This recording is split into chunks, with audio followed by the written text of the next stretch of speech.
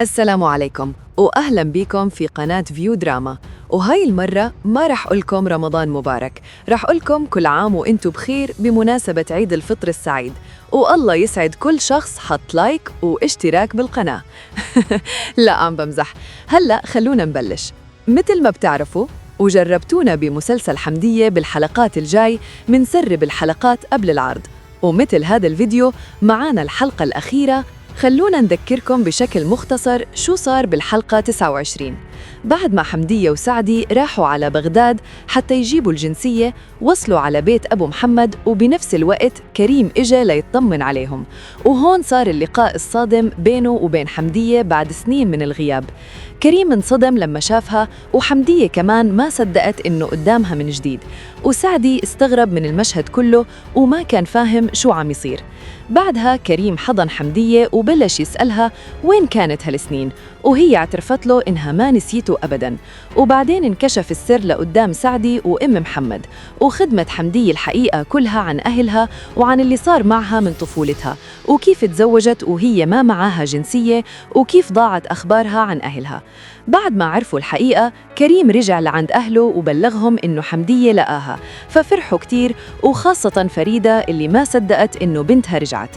وبنهاية الحلقة الكل اجتمع عند الباب، واللقاء اللي طول سنين صار وسط صدمة وفرحة كبيرة. وهاد كان ختام الحلقة 29. أحداث الحلقة 30 والأخيرة: 1. استعادة الكرامة والهوية الرسمية الجنسية.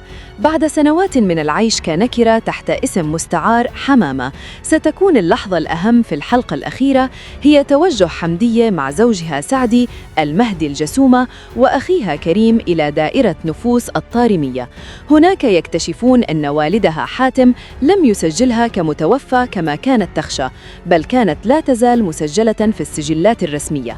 تحصل حمدية أخيراً على جنسيتها الرسمية باسمها الحقيقي حمدية حاتم مسعود إي، وهي اللحظة التي تنهي مأساة ضياعها القانوني التي استمرت لسنوات. 2. المصالحة الكبرى في الكاظمية. سيمود الجميع إلى بيت الخال فاضل وزوجته فريدة في الكاظمية، ولكن هذه المرة ليس كخادمة هاربة، بل كست بيت مكرمة ومعها ابنها علي.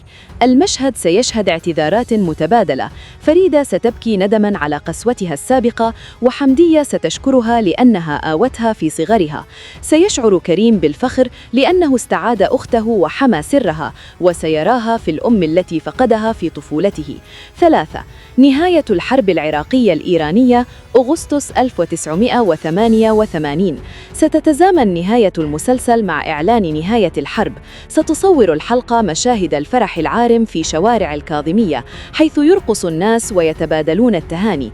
بالنسبة لحمدية، يمثل هذا الخبر الأمان المطلق، لأن شقيقها كليم لن يعود للجبهة ولن تخاف عليه من الموت بعد الآن. ستظهر حمدية وهي توزع الكليجة والحلويات احتفالاً بالنصر الشخصي، الهوية، والنصر العام، السلام.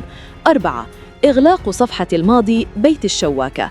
ستقوم حمدية بزيارة أخيرة لبيتها القديم في الشواكة برفقة زوجة خالها. ستمر أمام منزل أبو رضا عائلة زوجها الأول لتجده لا يزال مغلقاً ومشمعاً، مما يعطيها شعوراً بأن ذلك الماضي قد انتهى تماماً، وأن عليها التركيز على حياتها مع سعد الجسومة الذي ستر عليها في أصعب ظروفها.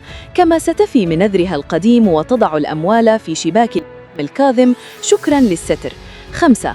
الغصة النهائية مصير شذاوي. رغم كل النهايات السعيدة، ستنتهي الحلقة بتحد مستقبلي، حيث يرفض سعدي المهدي الجسومة تسجيل لابنة شذا ابنة المهدي التبعية باسمه في الأوراق الرسمية لأسباب تتعلق بالشرع والميراث. ستدرك حمدية أنها حصلت على هويتها، لكن ابنتها شذا لا تزال بلا جنسية، وتنتظر حلاً قانونياً أو عودة والدها الحقيقي الذي قد يوفره السلام القادم. المشهد الختامي قد يصور حمدية وهي تنظر إلى ابنتها شذا بنظرة مليئة بالأمل والقلق معاً، ليكون ذلك تجسيداً لعنوان الرواية: النصف الأول من مأساة امرأة عراقية.